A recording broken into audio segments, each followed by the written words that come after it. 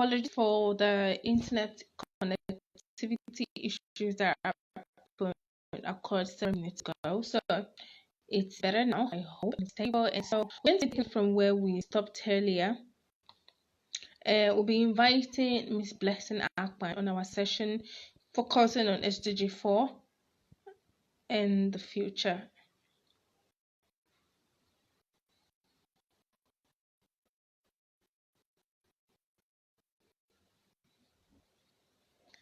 Okay. Waiting for Blessing to join.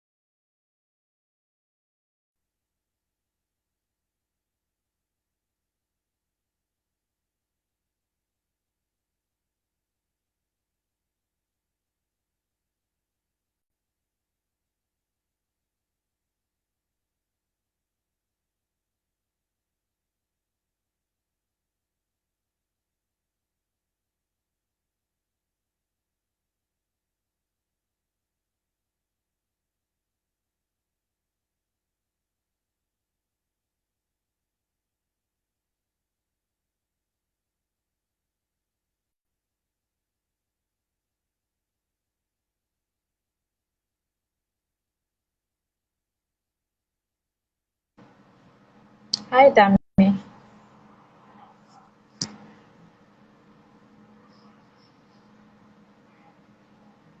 Can you hear me?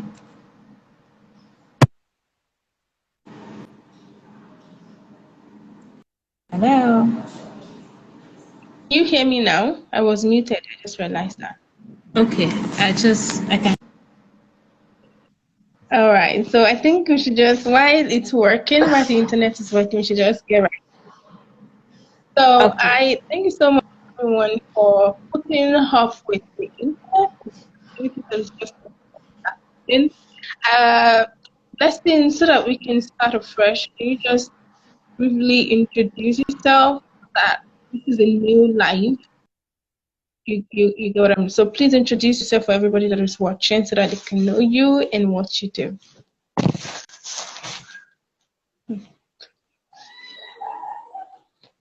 Blessing, you're frozen.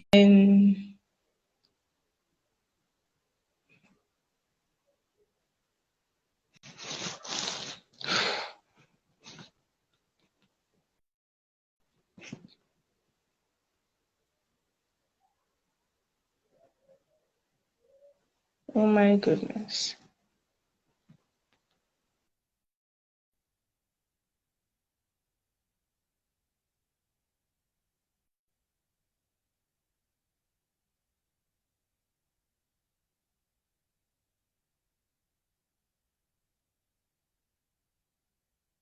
Hey, can you hear me? Can you hear me? How about? I can hear you. Oh, So sorry about the network. Okay, Yeah, I so yeah, please introduce. all right. So my name is Blessing Akpan. I am from Nigeria, precisely Akwa Ibom. I am an edutech professional with over 4 years experience in digital learning and pedagogical innovations. And here I am a 300 level student from the University of York studying English education.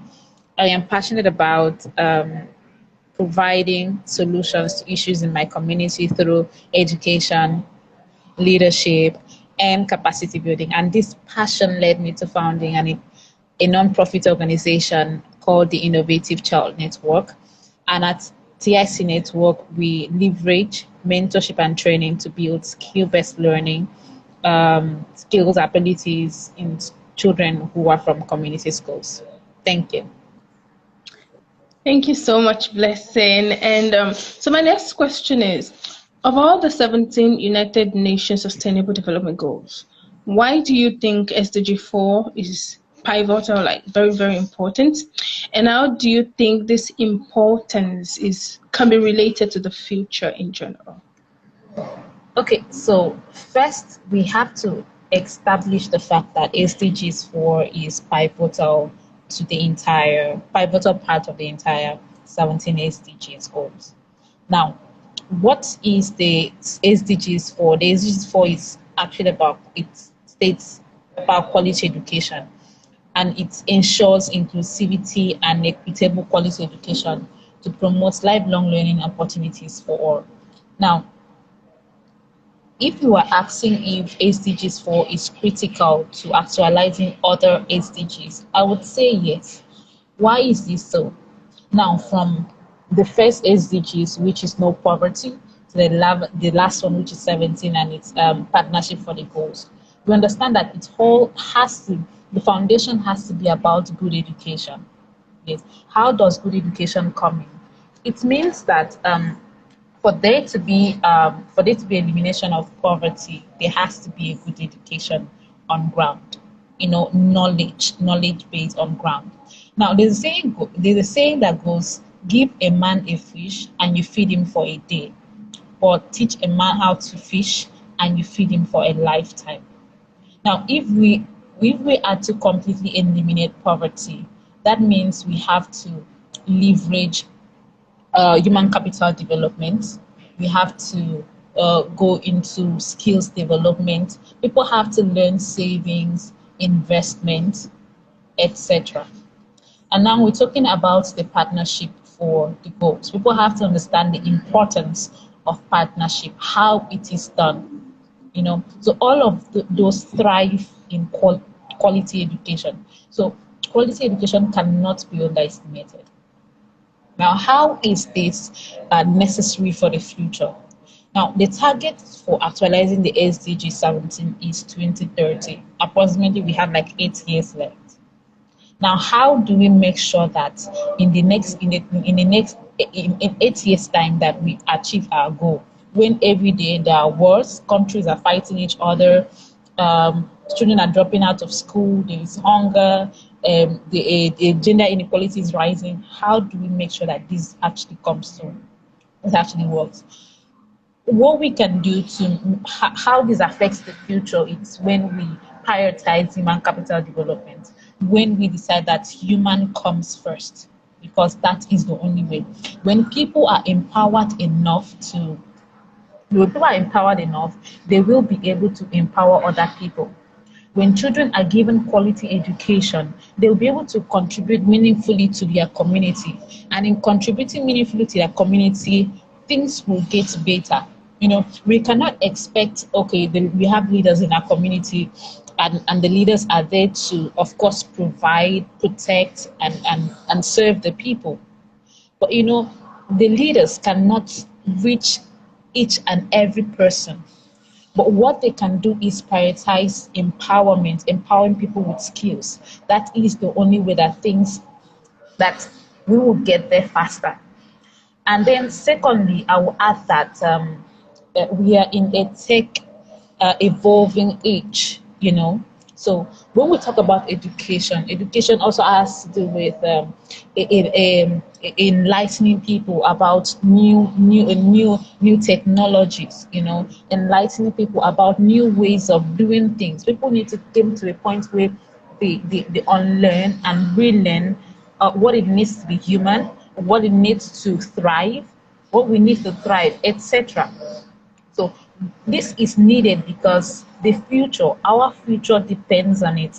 Our future depends on our effort. Our future depends on us innovating, you know, being creative about our strategies, you know, re-strategizing and making sure that we do only things that matter. We have to come to a point that we have to work smart instead of working hard.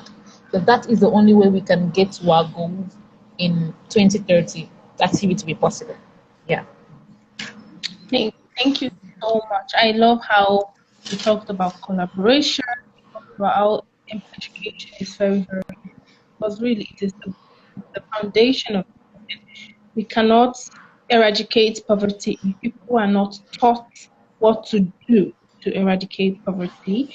We cannot call for gender equality if people do not know of the importance of gender equality. And this is to show that education transcends just the four walls of the classroom. It cuts through every sphere of life, from politics to education, even science and nutrition. And so my next question is, with the current crisis going on in Ukraine right now, our hearts are with them. It is such a sad reality. And it's very, very important for us to see how goal 2030 will not get derailed.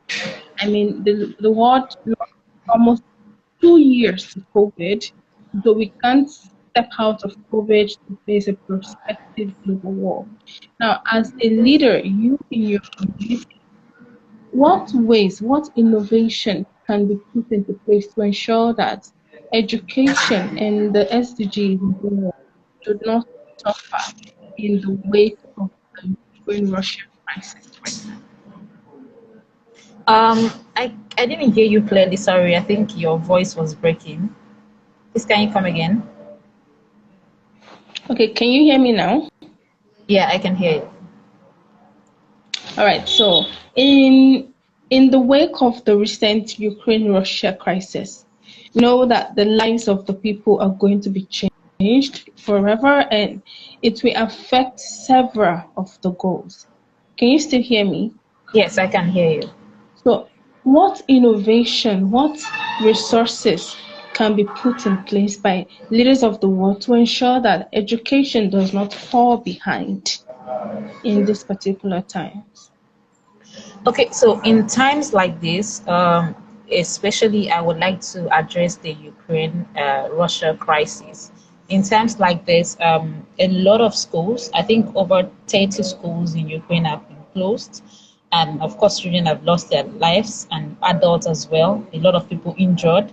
And people have been forced to leave their homes. And in Russia, the effect is also there because there has been a lot of economic sanctions, and also this affects bank. And at the end of the day, uh, uh, people who weren't even part of the crisis, like part of the war, are paying the consequences for it. Like domestic and international students in Russia, they'll be having troubles processing stuffs from the bank, and they were having troubles in funding cuts. So, like this is kind of the thing that maybe our leaders should think of before going to wars, before before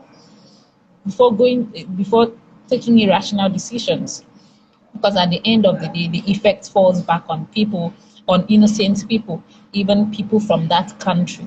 So I think the things that can be done in times like this is to put laws in place that can make exceptions for some students, for some people in the country. For instance, in Russia, we know that there are a lot of innocent people who are not part of the war, which are going to be affected, especially students, workers who are so innocent. But at the end of the day, in 5 years' time, they will still be they suffering the repercussions of what world leaders, of what their leaders, of the decision of their leaders. They could be exceptions for it, Yes, so there could be exceptions for it. And also in Ukraine, I really appreciate the fact that there is something called an underground where the students could take a shelter in issues of in occurrence of war. I appreciate the fact that there's something like that. And also, I think one of the most important thing is policy, because young people cannot learn effectively and yeah, learn when there are bad policies, when there are irrational leaders making rational decisions. So I think the policy is very important. It's very important, and world leaders coming together to prioritize diplomacy instead of putting their personal feelings ahead of them, etc. Thank you so much. And I love that policy is very important, but most like emphatically is empathic leadership. We need leadership that places the thoughts of the people at the forefront when making decisions. A leader that considers that considers the aftermath of their actions, and a forward-thinking leader who knows that people at the lowest strata of development are going to be the one to pay for this global crisis that is ongoing. And to everyone that is watching this video, you can support people in Ukraine by donating, by sharing the news, getting to the appropriate quarters. For those in education space, you could send support to teachers who are still holding the fort. And my final question is, as a leader, I believe that young people, we have so much power in our voice because our experiences is helping us, make better decisions, even to develop ourselves in our community.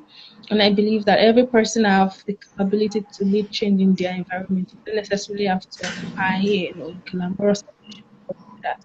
So, in your capacity as an education leader, what message do you want to send to world leaders at this particular time, at this very fragile time in history? What kind of message would you like to send to them to foster peace, dialogue, and constructive approach? Okay, so I would say to world leaders that war settles nothing.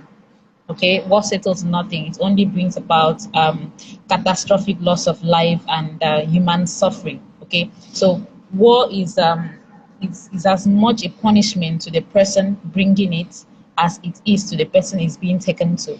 So everyone suffers the effect of war. So I think that diplomacy should be, and negotiation and empathy should be it should be placed first.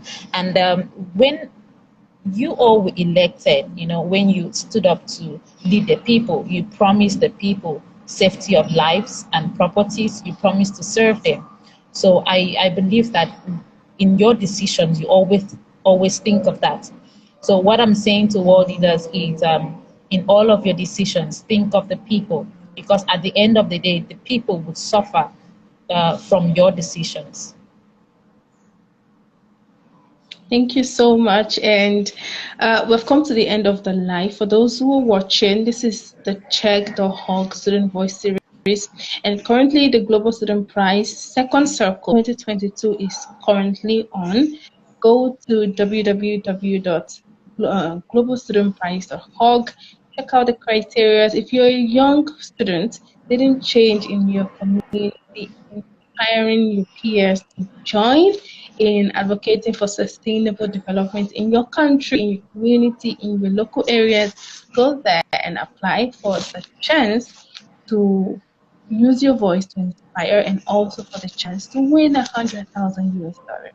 Thank you so much, everybody that joined in. Apologies for the internet connectivity that issues that are occurred at the beginning of this live. I'm so glad we were able to achieve our goals today. And that would be the end of this episode. See you in 2 weeks' time on Wednesday as usual, and stay blessed. All right, bye.